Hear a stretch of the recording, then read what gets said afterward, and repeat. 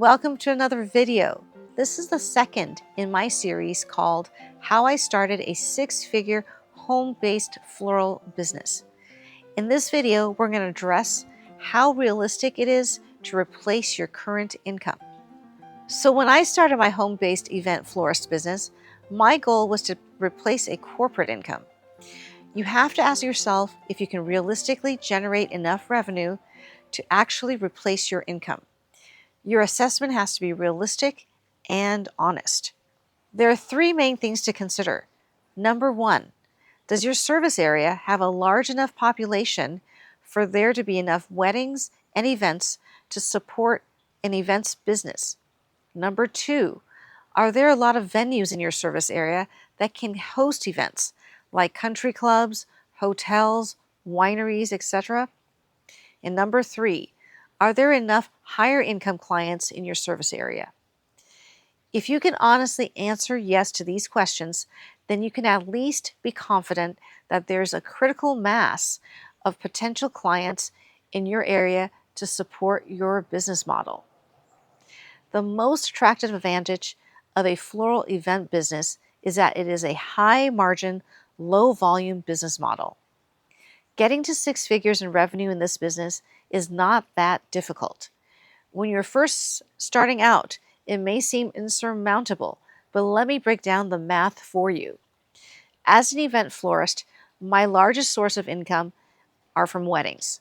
Consider the average floral budget for a wedding according to the knot is 10% of the total wedding budget, and the national average total budget for wedding in 2022 is $30,000.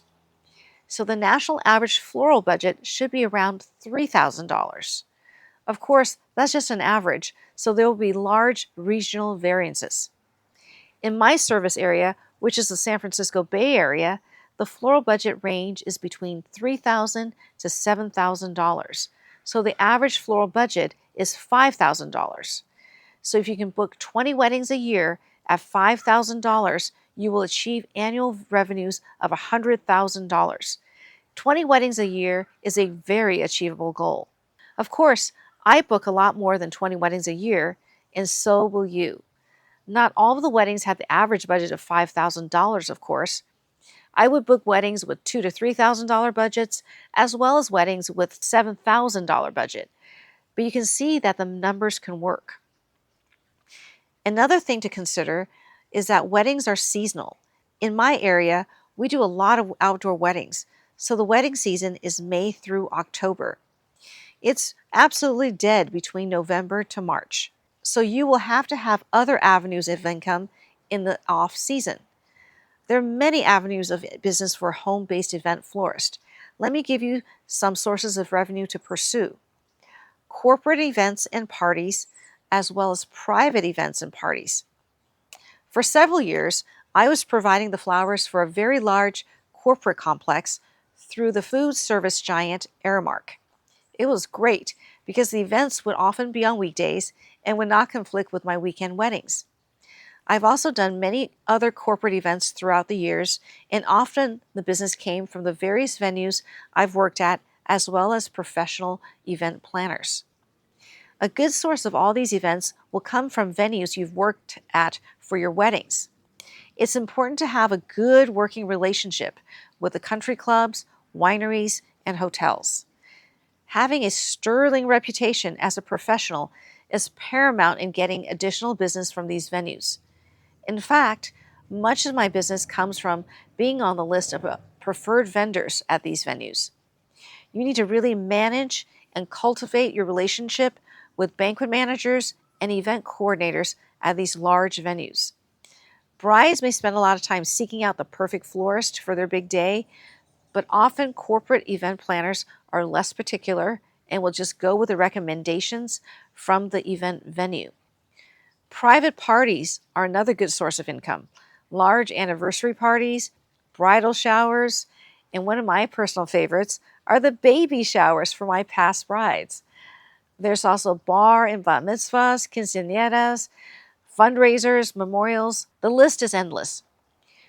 Weekly accounts are another source of income, like flower arrangements for hotel lobbies, country clubs, offices, wineries, restaurants, and even retail stores. I personally did not go after these weekly counts because I like the flexibility of having several weeks off for travel during off-peak wedding seasons. But for those of you who are harder working than me, this could be another good steady source of income. Holiday decor. Since weddings are almost non-existent in November and December, holiday decor has been a good source of income in lean times. For many years, I was the Christmas show designer for Dunsmuir House, a historic property that had a huge Christmas design showcase every year. I also designed Christmas decorations for various country clubs, and I designed Christmas decorations for wealthy clients' private homes. There are also opportunities for Christmas decor in corporate settings. Like most every lobby of a large office building will have some holiday decor. Someone has to provide it. Why not you? Just keep in mind that holiday decor really starts around Thanksgiving. Most commercial spaces will want holiday decor in place right after Thanksgiving. I hope this video helps you determine whether or not you can realistically be viable as an event florist. If you are interested in starting a home-based, profitable event floral business, then this series of videos is designed to help you assess what you need to be a successful event florist and to share with you my 30 years of experience in that field.